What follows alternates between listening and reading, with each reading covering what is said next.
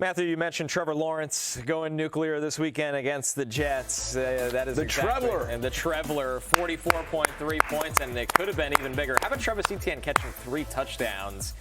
Jacksonville's offense could have done whatever they wanted to in this game. Obviously, Lawrence put on a baseball hat in the fourth quarter. We got to hear from Etienne. He thinks this is the best Trevor Lawrence has ever played, and those guys go back all the way to their time at Clemson. I don't think I ever seen Trev like this. I feel like we won a national championship together, and I feel like he's just out there. He's on fire, man. Like, you seen it. He rolled out again, and he just kind of stopped and just Parker's down there somewhere, and he launched it, and Parker made a great catch. So, man, I'm just grateful that I'm on his team, and the growth that I've seen through him, from him, man, it's just unbelievable, and it forces everybody else to step up their game as well. It's very unclear how Jags-Jets has made the rundown over Vikings-Cowboys and other You know, I didn't have anything to do with it. Talking about Jags-Jets again? See, this is what's weird is I don't think it's unclear at all. I think it's crystal clear. There's Our producer, Stephen DiAgostino, is a diehard Jaguars fan. He spends his free time away from his wife at a Jaguars bar in New York City, desperate, sad. With some weird teal liquid. Yes, it's unbelievable. They drink the Jackson, It looks like windshield washer fluid. Yeah, to be clear. I think it is. Yeah. It's like Phil Rivers is a grandfather who came back after 5 years of time. He hasn't made the rundown, but we're going to talk about Brian Thomas going 4 for 66. Yeah.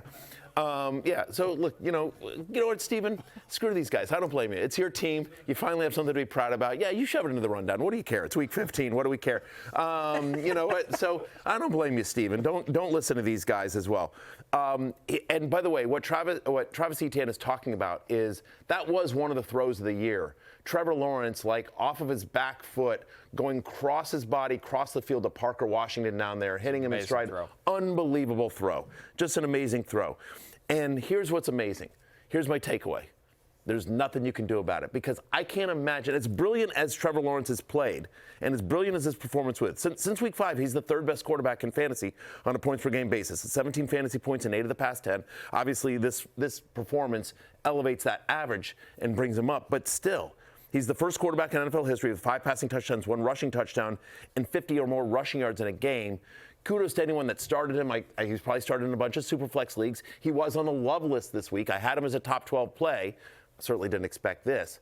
All that said, he's on the road at Denver next week. Right. And I don't know if you sort of trust Trevor Lawrence, as great as he's looked, on the road at Denver next week, Jay. Yeah, I think there's a few things with Trevor. One, he is playing very well, and there are reasons to believe there's signal in these performances and that he's getting more acclimated to Liam Cohen's system. He's got this rapport with Jacoby Myers, Brian Thomas Jr. has turned the corner, et cetera, et cetera.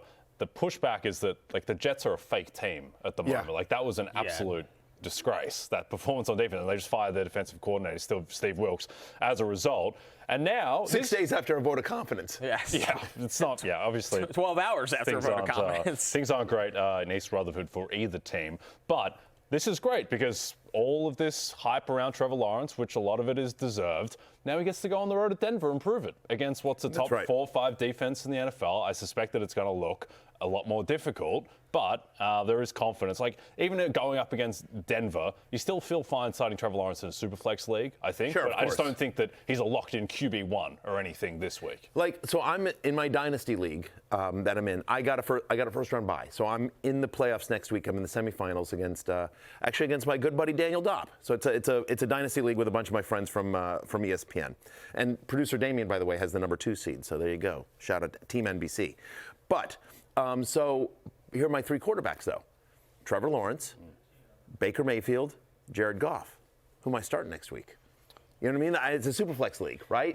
My positive outlook on Lawrence. I've been starting Baker and Goff the entire year, basically. I think you're still starting Baker and Goff against Carolina. The positive is I have Bo Mike Nix moved Evans. the ball at will for the Broncos. Maybe that's a sneaky throw script game. Yeah. Anyway, Jordan Love moved the ball. Yeah. It all fell apart after the insane interception from Surtain and Christian Watson getting hurt on the same play.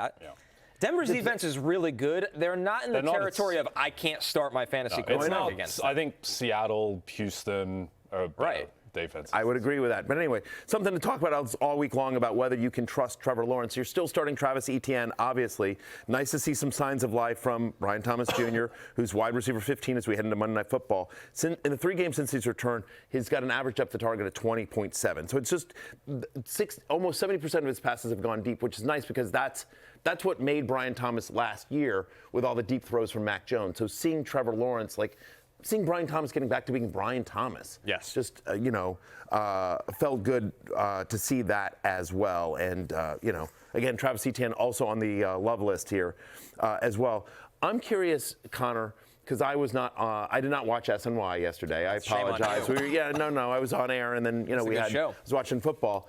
What was the mood like after that? Because I agree with Jay. It's not a real same it's been for the past 54 years. Yeah. Right. Eventually, you reach this point in the season where you're like, well, it's that point in the season again. But I mean, are you just bailing on these? I mean, just bagging on them harshly, or you're just like, it's just whatever. We're a joke. Schematically, we've been tough on Wilkes because they are so poor schematically. But it's also reached the point of the defense where they've shut a lot of players down. They've traded their 2 best players. I mean, you're starting an undrafted free agent at quarterback. Eventually, what can you say, right? Yeah. I'm not saying they're tanking, but there is clearly at the tipping point of the season where, Breece Hall's usage. Yeah. Breece Hall was basically nowhere to be found, it felt like, the second half of the game, and it feels like that's strategic. So played just under 40% of his 38% rush rate was his lowest this season. He's now had back-to-back games with under 6 fantasy points. He was on the hate list this week. Love Hate actually did pretty well this week. Over his past 4 games, he's averaging under 3 yards per carry.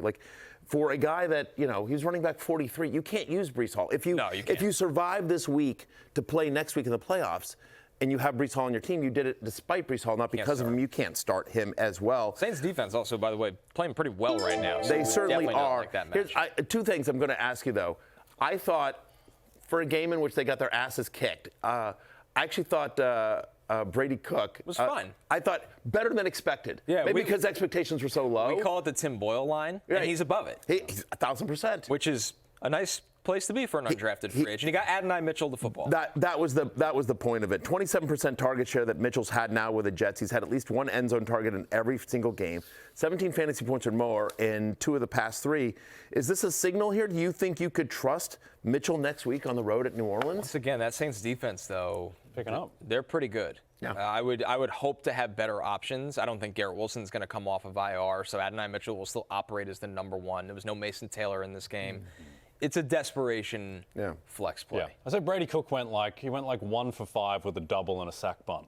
Pretty much. Not a great game overall, but there were some moments. In the 8 hole. Yeah, exactly. That's Cobra Kaga here. Barry's going to take off the hat and shake off those golden locks he got in T-Law's honor. Hell of a reveal, but I see it coming. That would actually be kind of reminiscent of Kevin Spacey's role in Seven. Yes. For anyone who has seen that, it basically with the same nice callback. Emotional tenor. Cobra Tiger, that's not going to happen, just so you know. But it could. But it could. Hey, it's Matthew Berry from NBCSports.com and RotoWorld.com, and I want to thank you so much for watching whatever it is you just watched, or if nothing else, being too lazy to click out of the autoplay after this video started, after whatever it is you actually wanted to watch finished. But now that you're here, I'd like to take a moment here to ask you respectfully now, okay? I'm asking you respectfully to subscribe to the NFL on NBC YouTube channel. You'll get the latest Roto-World fantasy news headlines, all sorts of great shows, including my own Fantasy Football Happy Hour. So go subscribe now. Again, I'm asking respectfully.